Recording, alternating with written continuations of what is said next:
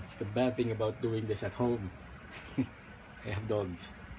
So again, path functions on Q and W. Heat and work. Let me just check it again. Alright. Okay. So sa work, ganon. Parang depende sa kung paano mo nilipat ang isang bagay from one position to another would determine how much total work you actually used. So the same thing with heat except na hindi siya ganun ka-clear yung analogy. So remember that these two functions, although they are path functions, are also extensive. Meaning na, since energy din sila, form sila ng energy. Heat and work are different forms of energy. They would also have to be extensive. But unlike internal energy, where we use the symbol delta, it would depend, for you to get the value for a process, it would depend on what type of path you took from state A to state B.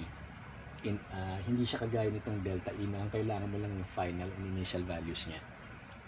Okay, but what does this mean in terms of what we wrote a while ago about the first law of thermodynamics?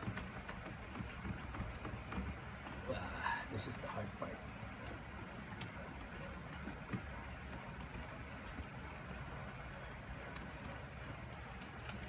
Diba sinabi namin kanina that the total internal energy must be conserved? To be more specific, this conservation can only happen if we're looking at the total in terms of an isolated system. So again, we look at delta E here, and we want it to be conserved, so we say that it's a constant. In terms of Q and W, the interchange can only happen between the two. And so here's another way of writing the first law of thermodynamics, if only heat and work are being considered. So the interchange between heat and work leads to a constant internal energy. So meaning na hindi nagbabago to. Palaging same yung nagiging value niya. To be more precise, again, if it were for it was an isolated system, this would be 0. So mas madaling maintindihan yung meaning nila ngayon kasi this would imply therefore that Q is equal to negative W, or any loss in heat would simply be converted into work. So, nawala yung heat in an exothermic process, it's actually converted into work. So, parang dito, in this case, in this left-hand side, heat is decreased. So, exothermic yung nangyari sa heat, pero endothermic yung nangyari dun sa work. Kasi negative yung sign. So, dapat yung opposite na process yung nakuha niya. So yan yung conservation law natin in terms of heat and work. It's like rewriting what we wrote before for the first law of thermodynamics, except that this time, it's more applicable to more specific systems. Okay, so again, although path function sila, yung total nila would still be a state function. So what does this imply? Q and W simply counterbalances each other. So, ganun yung nangyayari. Hindi ka pwedeng magkaroon bigla ng masyadong malaking loss sa heat ng limited lang yung amount ng work na na-produce mo in an isolated system. Remember, this is crucial. If it were not for this value here, this would not be true. Okay, so, yun yung specifics ng first law of thermodynamics. This is how we would normally write it. Now, let me just take a look at W here in more detail and state that it's, by definition, this is what we use in Chem 16. It's negative P delta V, with P being pressure and V volume. So mechanical work that we look at in Chem 16 is work of either compression or expansion based on this delta V. Now, pressure here, the pressure, the P that you see here, is not the pressure of the system. It is the external pressure resisting or counterbalancing the change in volume. So, ano ibig sabihin nun? Let me just erase this again.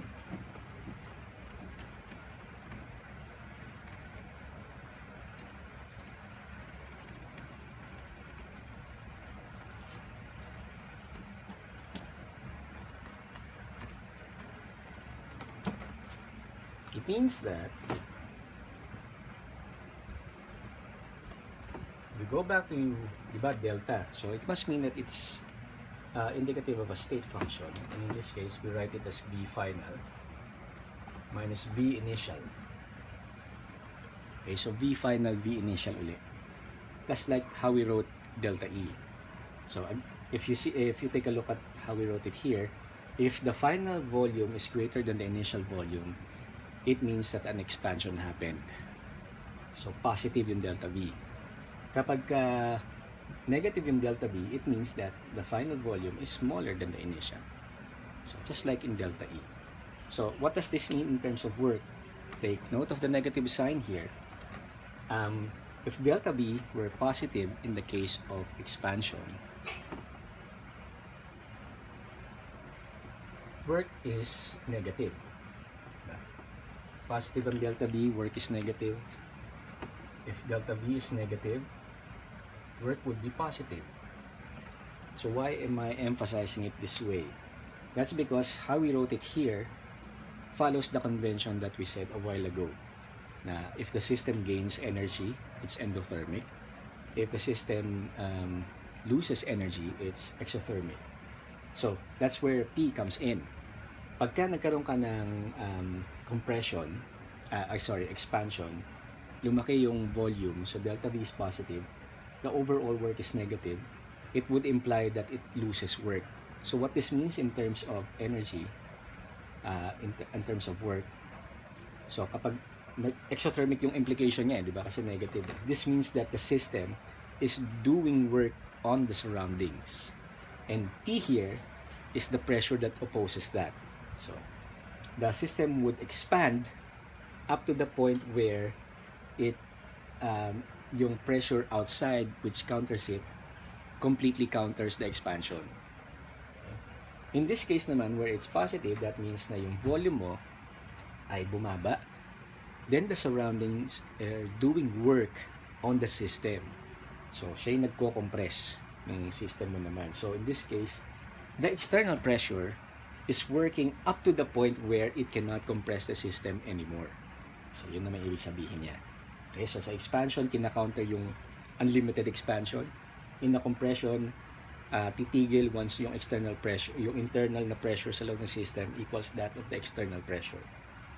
And when work is being done on the system, that's W equal being positive, that is equivalent to energy being supplied into the system. When work is being done by the system, that is equivalent to the system losing energy.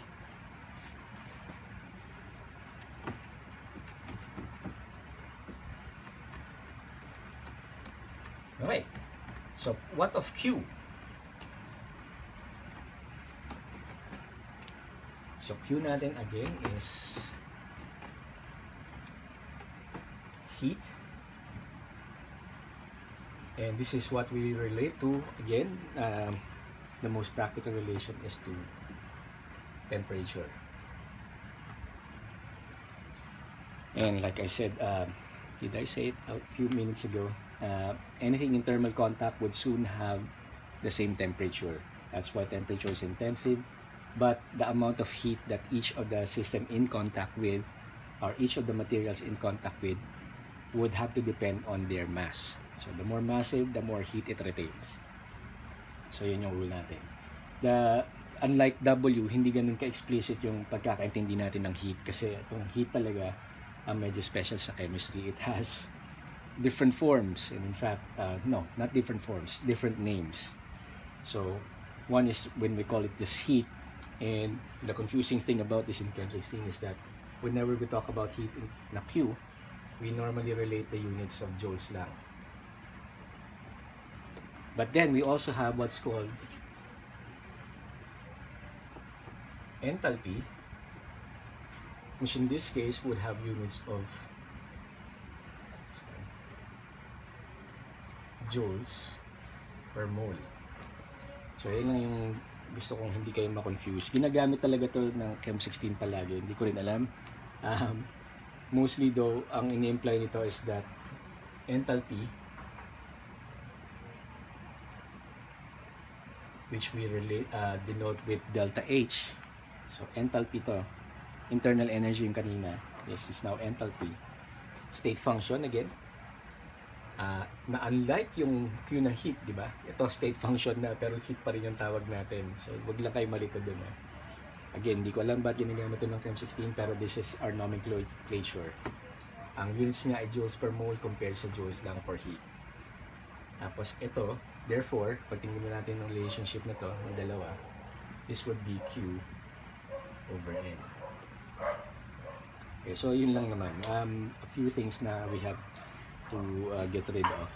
I would state later on how delta H is used and how you would not confuse Q with delta H as easily. There's always an explicit way of, in the exam for example, enthalpy is explicitly distinguished from Q, and you would always know what you're working on.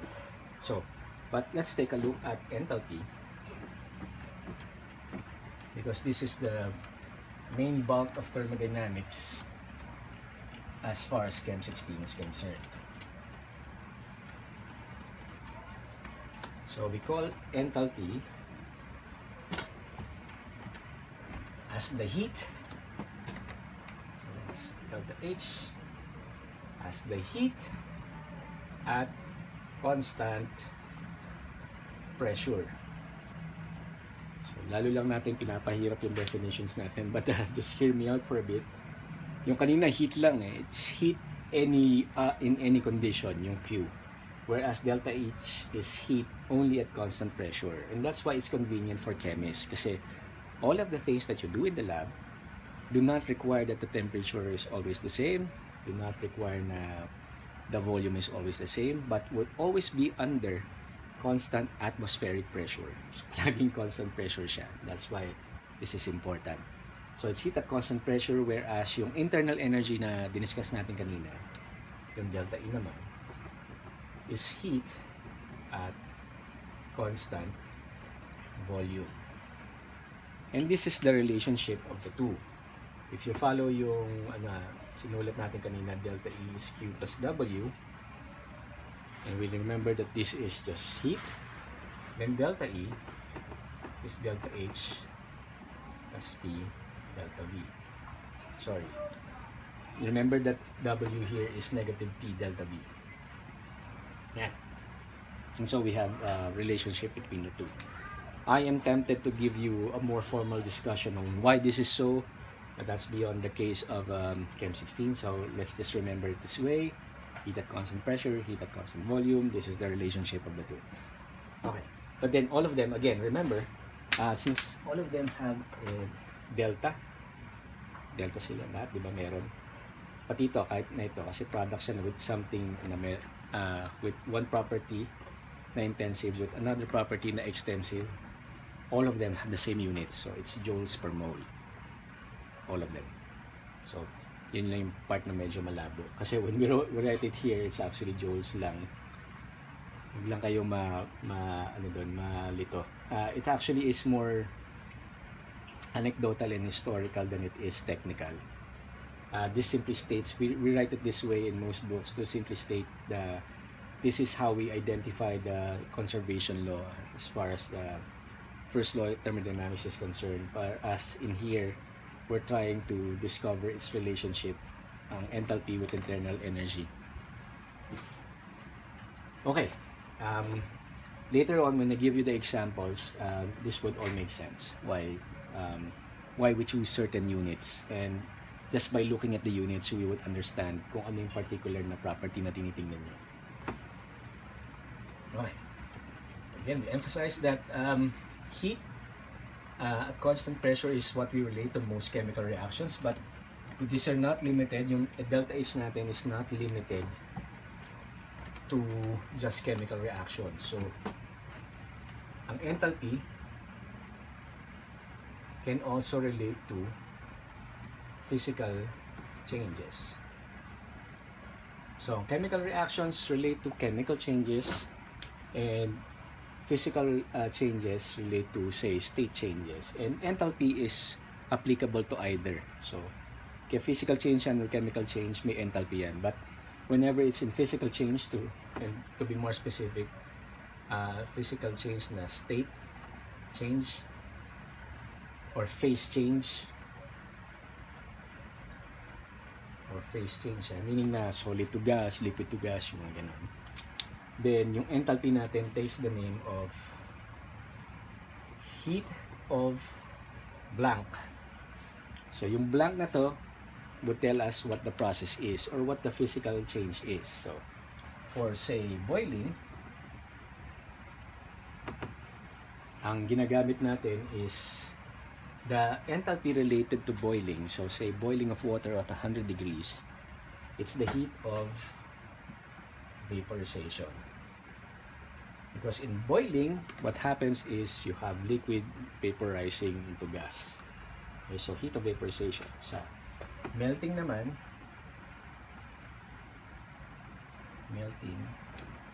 this is heat of fusion. Okay? Meron ding heat of sublimation. So yun yung when you have the solid turning into gas. I won't write this anymore. So tandaan nyo lang yun, heat of sublimation would be solid into gas. Okay. So these are the heats related to physical or state changes. Even other forms of changes that would require change in the amount of heat of the material would have a corresponding name like this. Oh, by the way, if there is no change in heat in the process, so kunyari work lang in the case ng adiabatic, then sorry, I'm just trying to remember whether I taught this a few minutes ago or not, kasi this is my second attempt. I'll just write it again in a few minutes. So bawat heat na pinag-aaralan natin implies that there's an actual change in the amount of heat of the material, but there are processes where the total the heat of the material doesn't actually change, and we call these processes athermic. So yung term na athermic, wala siyang relationship dito, sinulat ko lang, so burahin ko na rin. Athermic, meaning na walang change in heat. Those are very special cases though. But again, in here, we're looking at the name of enthalpy, the way it's reported in literature for physical or state changes, as heat of. So heat of vaporization, heat of fusion, heat of sublimation. So again, enthalpy is applicable to either physical or chemical changes. As long as there's a reasonable change in heat.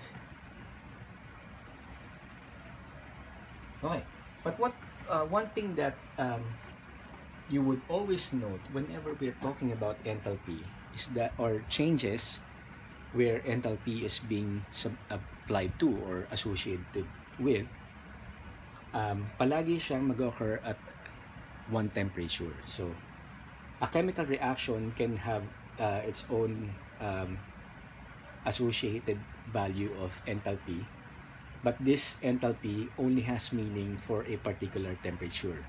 If you change the temperature, mag-iiba rin yung value ng delta H niya. The same goes for physical changes, like the word normal. Say when we say something like the normal boiling point,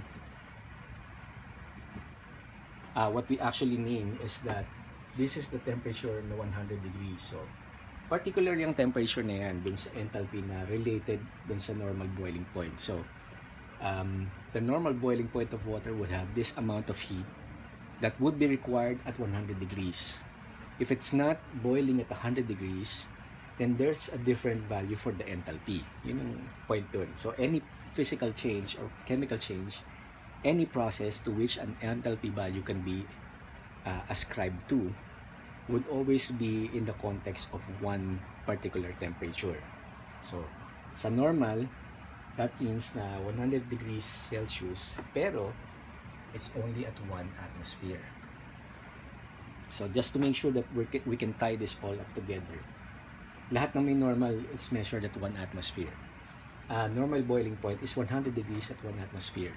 If it's not at 1 atmosphere, say lower, Kunyari nasa tuktok ka ng bundok, mas mababa yung pressure doon kasi remember that boiling is the production of gas from the liquid, but only enough gas to be equal to the external pressure. So in this case, the pressure of the atmosphere. So if something boils at 1 atmosphere, it would boil at 100 degrees.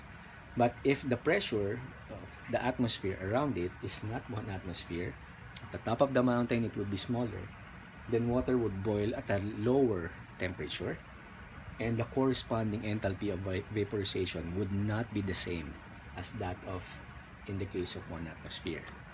So pag nagbago yung temperature, iba din yung enthalpy. Okay, so there's always one-to-one correspondence between temperature and enthalpy. And also pressure kasi nga it only happens at constant pressure. Okay. So later on, ganun ang magiging take natin sa enthalpy. I'm just gonna stop here and state that dito. Let me just remember my train of thought. So we talked about enthalpy. We talked about it in terms of being ascribed to a particular temperature and pressure. Yung sa phase changes and state changes, remember na the direction is important when we're talking about energy, di ba? So, kung kunyaring liquid to gas, ano to? Does this require energy or does this release energy? So, requires, di ba? So, this is actually an endothermic process. Okay? Endothermic yung boiling kasi kailangan mong initin bago mangyari yun. Whereas a gas condensing into a liquid is exothermic.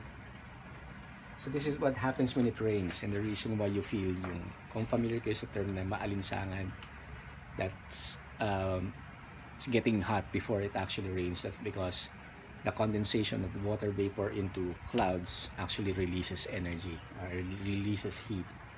But note that either of the two occurs at the same temperature.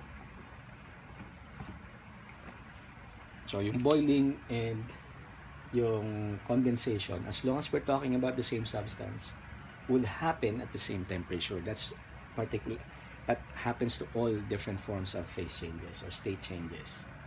So since same temperature siya, it doesn't imply na same din kaagad yung enthalpy. What changes, so the magnitude of the enthalpy therefore would not change kasi same yung temperature Hindi magbabago yung magnitude ng enthalpy but the sign will. So in the case of endothermic, delta H here would be so liquid to gas would be positive, whereas the delta H of gas to liquid would be negative. But because this is true, delta H liquid to gas is simply the negative of delta H gas to liquid. So the direction is important, and the direction tells you the sign. And this would be true even for chemical reactions. So that pretty much ends my introduction to thermodynamics. You can see the same thing in the material that I have posted in the Facebook group page. I would post this video in YouTube on my channel. I'll give you the link, or I'll also post this in Facebook. So if you have any questions, just put it down in the comments. I'll answer as quickly as I can. Okay, so see you next time.